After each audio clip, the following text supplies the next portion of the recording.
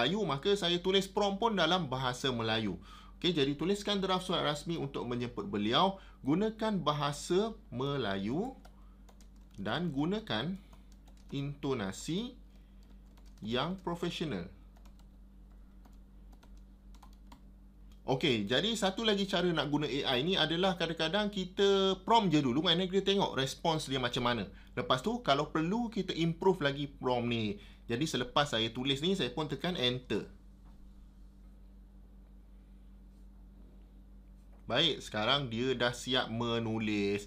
Okey, jadi anda tengoklah dekat sini. Ini memang format surat rasmi ni. Mula-mula adalah syarikat kita. Saya tak pasti. Mungkin syarikat Bina Jaya ni wujud agaknya sebab dah ada alamat dekat sini kan. Okey, kemudian sini ada rujukan kami lagi. Internal document punya nombor pun ada dekat sini untuk kita edit nanti. Tarikh 10 Ogos 2026.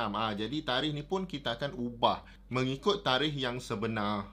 Jadi anda nampak dekat sini, Yang Amat Berhormat Datuk Seri Amiruddin bin Syari. Macam mana dia tahu Datuk Seri Amiruddin ni adalah Menteri Besar Selangor? Sebab dia adalah AI. Dia ada akses kepada data-data yang ada di internet. Anda tengok dekat sini, alamat pun dia dah letak dekat sini. Of course, alamat ni anda kena double check nanti. Tapi untuk first draft memang not bad. Okay?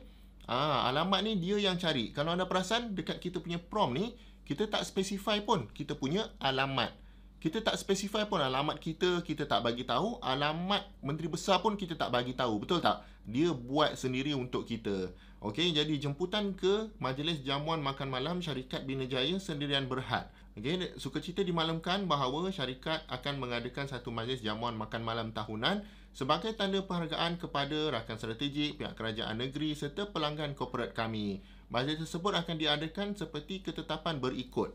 Okey, ini kita sebut tadi kan 26 Ogos 2026. Dia yang cari hari Rabu masa 8 malam. Sebab kita specify tadi jamuan makan malam, maka dia pun tulislah 8 malam. Tempat pun kita tak bagi tahu tadi. Dia letak je dekat sini sebagai draft.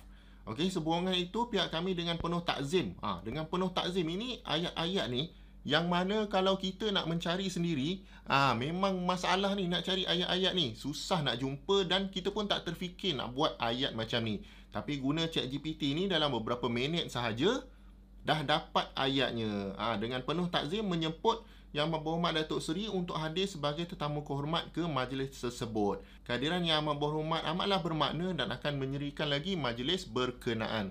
Kami sangat berbesar hati sekiranya Datuk Seri sudi meluangkan masa untuk memberikan sepatah dua kata ucapan ringkas kepada para hadirin pada malam tersebut. Anda perasan tak? Kita tak cakap pun dalam kita